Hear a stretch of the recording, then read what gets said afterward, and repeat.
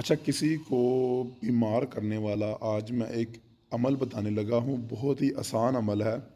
ये देखें, ये अमल करना बहुत ही ईज़ी है, कोई भी लड़की या लड़का घर बैठ के किसी के लिए भी ये इल्म कर सकता है। ये जो सामने तवीज़ आपको नज़र आ रहा है ना नक्श, ये नक्श आपने एक पेपर पर काली स्याही से आपने लिखना है।